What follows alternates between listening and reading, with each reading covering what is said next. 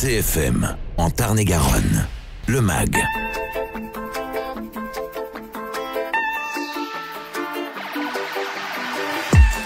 Et bienvenue sur le MAG de Montauban. Aujourd'hui, nous consacrons ce MAG à la galerie Blandine Rock qui présente Warli, une exposition de peintres aborigènes de l'Inde.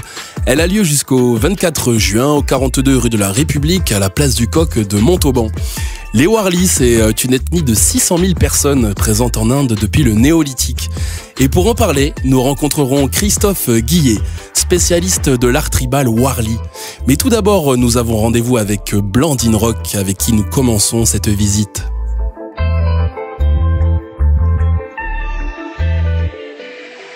Bonjour Blandine.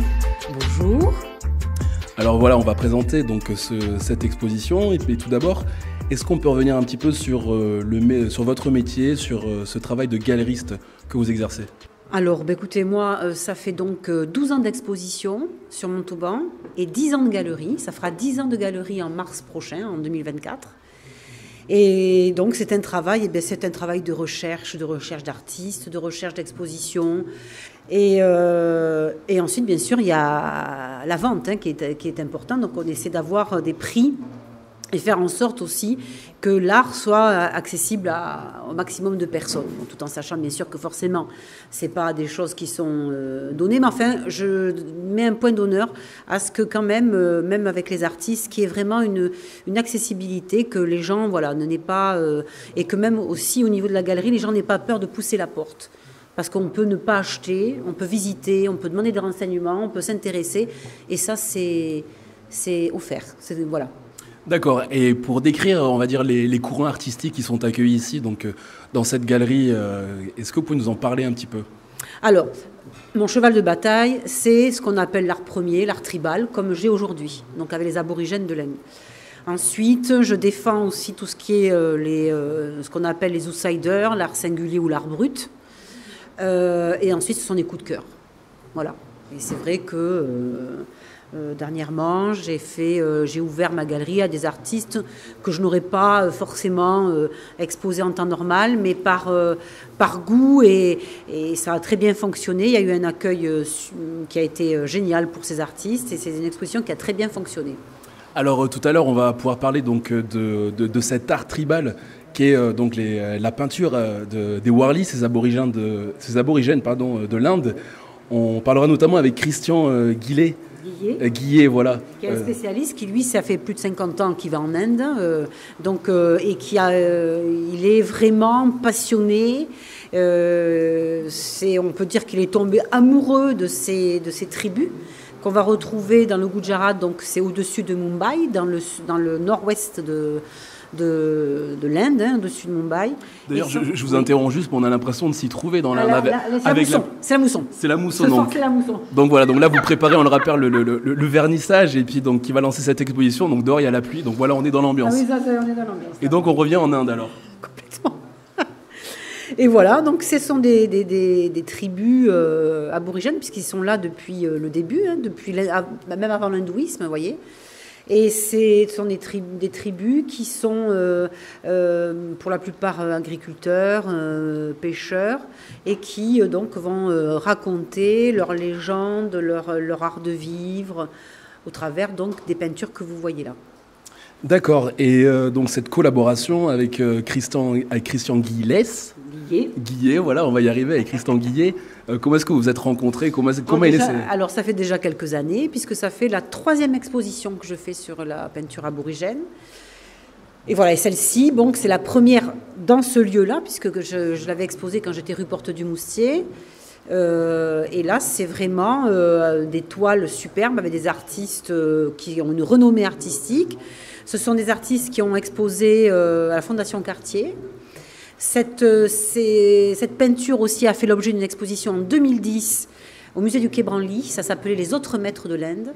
Donc maintenant, c'est une peinture qui est reconnue depuis que c'est le gouvernement d'Indira Gandhi à l'époque, le ministre de la Culture, qui avait demandé à ce que ces toiles puissent, parce que normalement c'était peint sur les murs des maisons, et pour que ce soit transportable, pour que ça soit visible à tous et que ça puisse être présenté aussi dans les musées. Et là, maintenant, ils ont dépassé leurs frontières parce que c'est très collectionné aussi au Japon. et notamment aussi en France où on a au musée du Quai Branly, on fait partie des collections, et aussi la Fondation Cartier.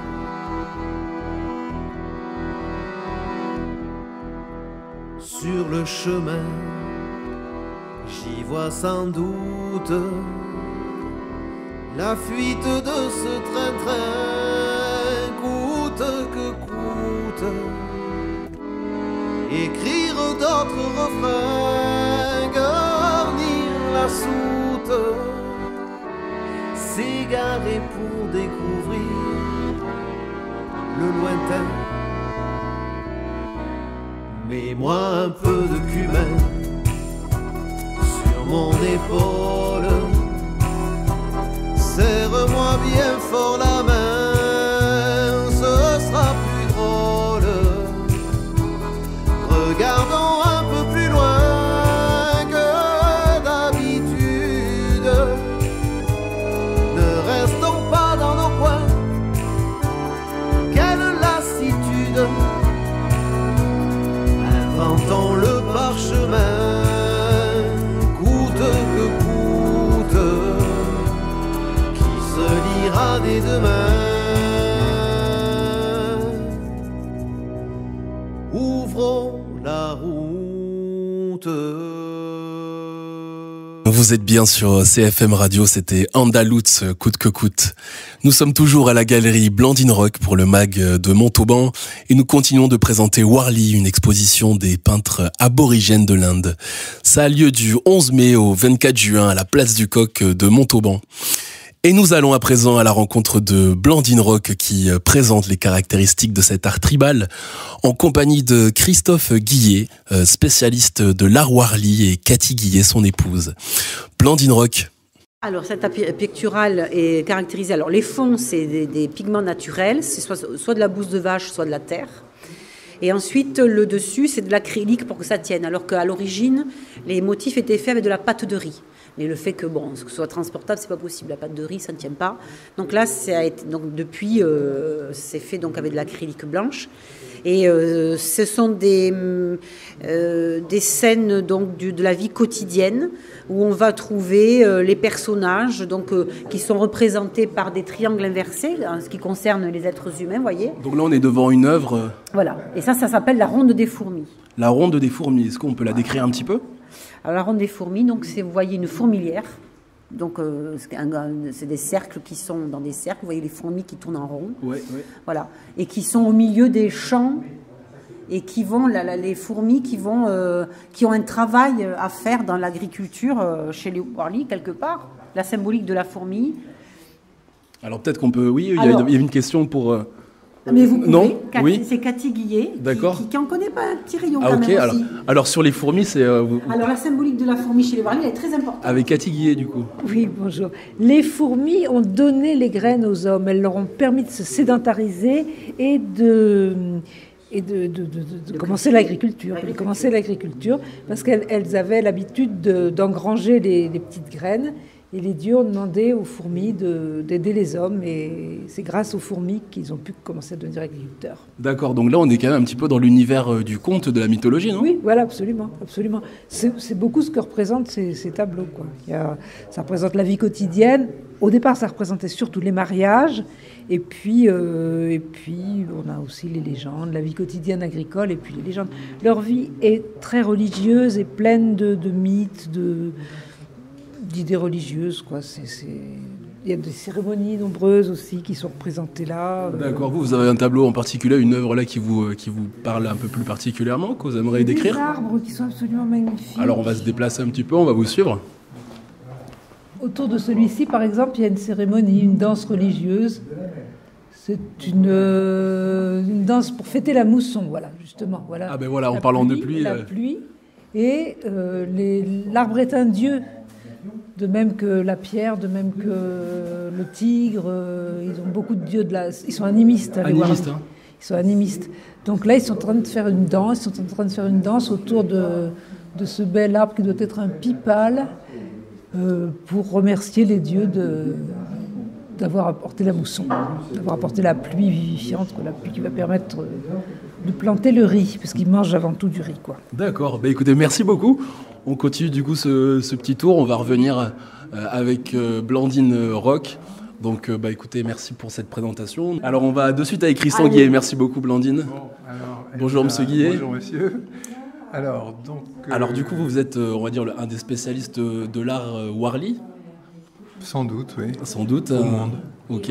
Alors, tout simplement. Alors est-ce qu'on peut un petit peu présenter cette population, cette ethnie qui sont les Warli?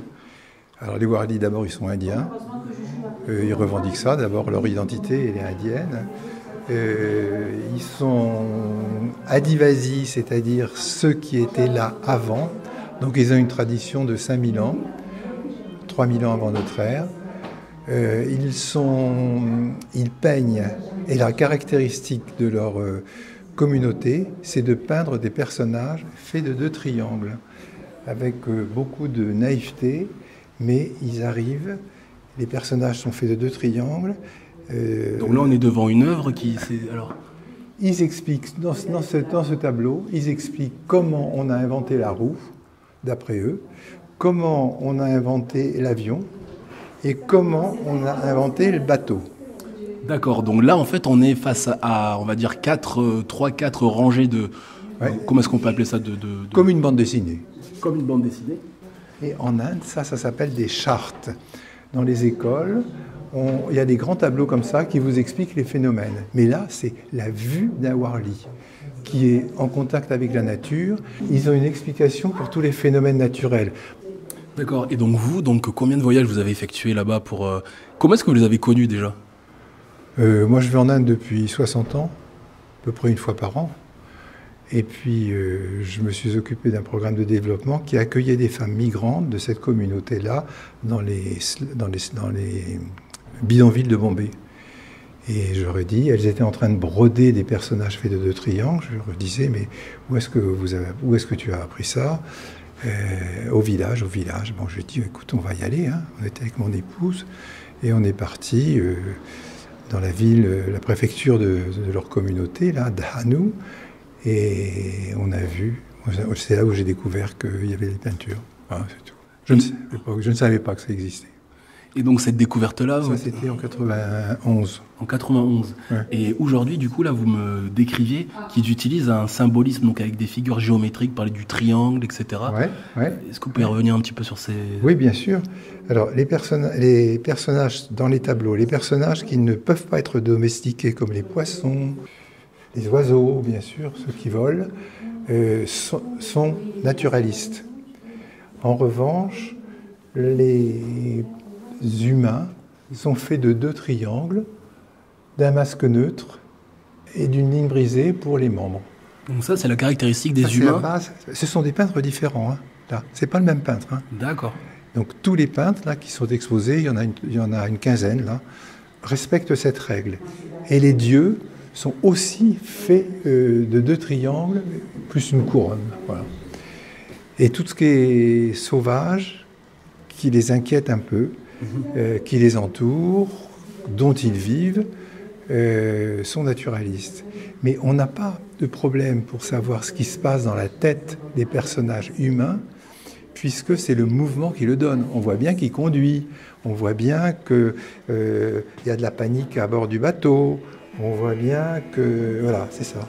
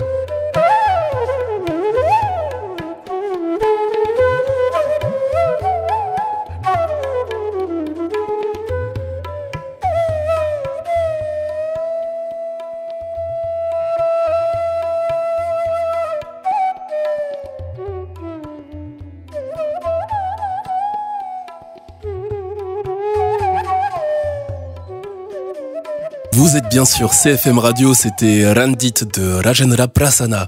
Le MAC de Montauban fait escale aujourd'hui à la galerie Blandine Rock pour l'exposition Warli du 11 mai au 24 juin.